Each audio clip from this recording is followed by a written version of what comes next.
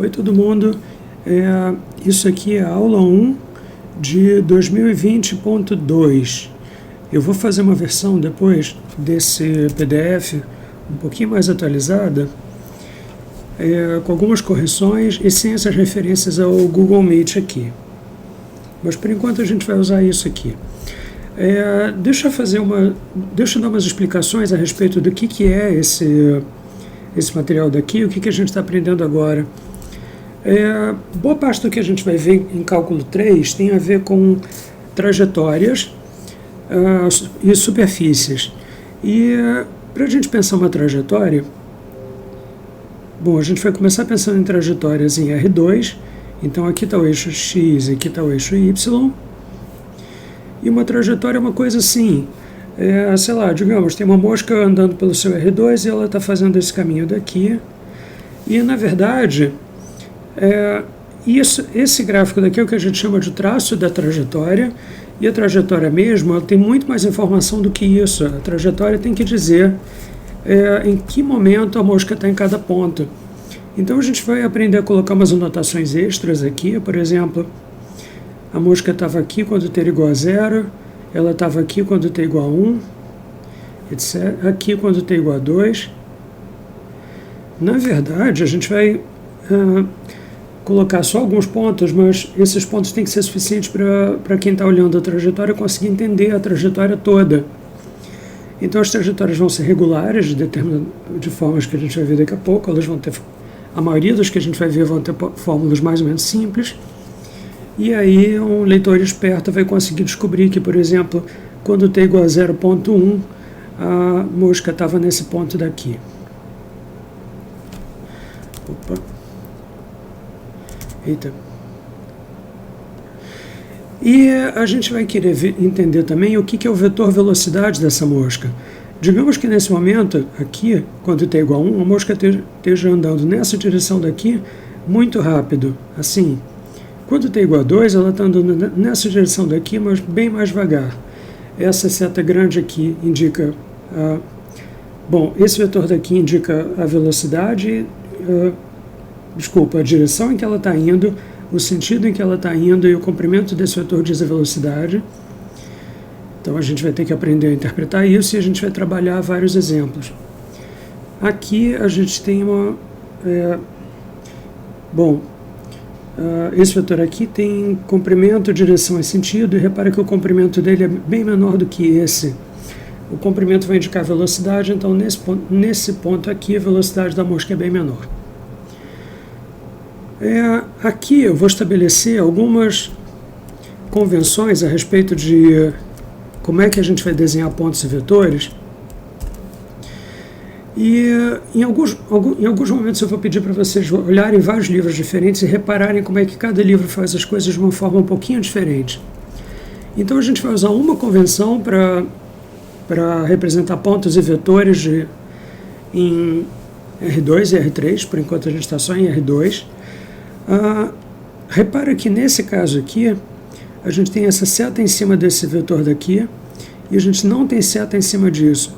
Então isso aqui é um ponto, isso aqui é um vetor. E a gente vai ter determinadas convenções que nos dizem que ponto mais vetor igual a ponto e coisas assim. Depois eu vou indicar onde é que essas convenções estão escritas direitinho. E a nossa representação gráfica para pontos e vetores vai ser completamente diferente. Isso está explicado aqui no slide 5. Por exemplo, deixa eu desenhar aqui em R2. Estou desenhando um pouquinho torto para vocês verem que vocês também podem desenhar as coisas um pouquinho tortas e tudo bem, tá? Basta que o leitor entenda o que vocês estão fazendo. Esse ponto aqui é o ponto 2, 1. Como ele é um ponto e não um vetor, eu não estou desenhando a seta em cima. O vetor 1, 1... Aliás, deixa eu escolher um outro vetor. O vetor 1, 2... ele é interpretado como um deslocamento que anda uma unidade para a direita, ou seja, uma unidade para a horizontal na direção positiva, e 2 unidades na vertical na direção positiva, ou seja, para cima. Então esse vetor é um deslocamento e vetores eu vou representar como setas. Então isso aqui é uma representação possível do vetor 1, 2, só que isso aqui também é uma representação possível do mesmo vetor 1, 2. Os dois são deslocamentos de uma unidade para a direita e 2 unidades para cima. A gente vai ter infinitos vetores que são deslocamentos de uma unidade para a direita e 2 unidades para cima. Se vocês forem consultar o livro do C10, vocês vão ver que eles definem esses vetores como sendo, essas setas como sendo setas equipolentes. E aí tem toda uma burocracia para fazer tudo direitinho. E eu vou usar essa convenção daqui. Quando eu escrever um ponto mais um vetor, e eu quiser uma representação gráfica disso aqui, eu vou considerar que esse deslocamento daqui é uma seta que está apoiada nesse ponto daqui, no sentido de que, repara, cada seta tem um início e um fim, começa num lugar e vai para outro, e eu vou desenhar esse vetor daqui como sendo uma seta, esse deslocamento daqui, de 1 para a direita e 2 para cima, começando nesse ponto. Então eu vou usar esse vetor daqui, quer dizer, eu vou representar esse vetor 1, 2 como sendo esse vetor daqui, e esse ponto aqui vai ser o ponto 2, 1 mais o vetor 1, 2. E a gente sabe calcular isso, é super fácil, vai dar o ponto 3, 3. E aqui tem alguns exemplos que pedem para vocês desenharem todas essas coisas.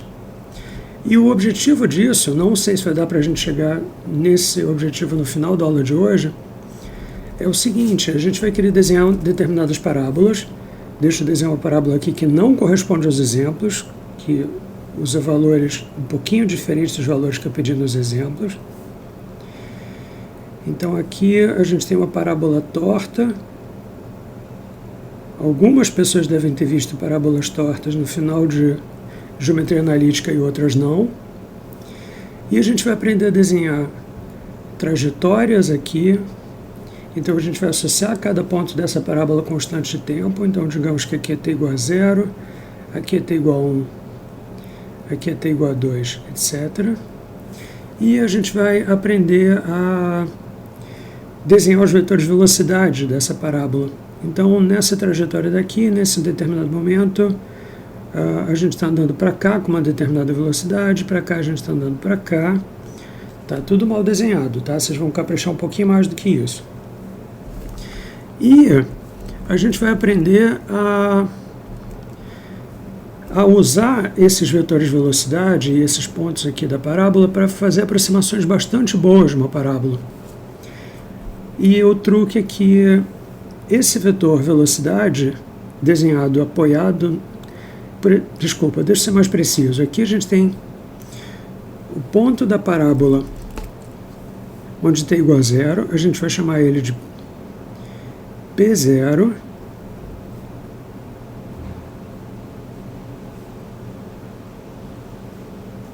Vai ficar um pouquinho torto, tá? Mas como sempre, pensem que o de vocês vai ficar mais torto ainda, então não tem problema.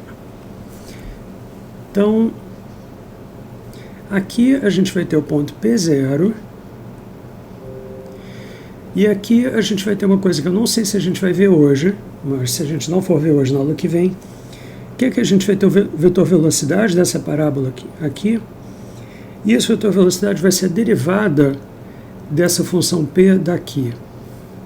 Então esse vetor daqui, a gente vai poder escrever ele como P' de T0, P' no instante 0. E aqui a gente vai ter P de 1, e esse vetor daqui é P' de 1, e o grande truque é que esses vetores de velocidade vão ser sempre tangentes à parábola, então a gente vai poder usar eles são fáceis de calcular e fáceis de desenhar. Então a gente vai poder usar eles para descobrir uma aproximação bem boa da parábola, da direção da parábola. A gente vai aprender a fazer coisas assim, ó. Deixa eu pegar uma outra parábola. Aqui.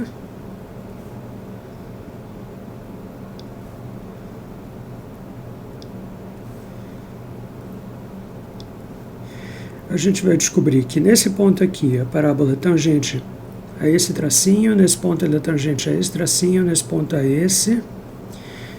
E a gente vai poder fazer a mesma coisa aqui e aqui.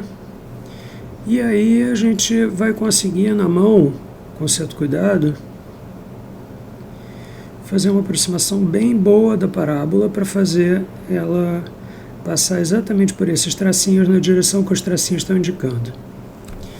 E a gente vai aprender a fazer isso aqui. Então, com só um pouquinho de contas, um pouquinho de capricho e bastante olhômetro, a gente vai conseguir desenhar parábolas boas. Depois a gente vai usar isso para elipses e para funções bem mais complicadas também. É isso por enquanto.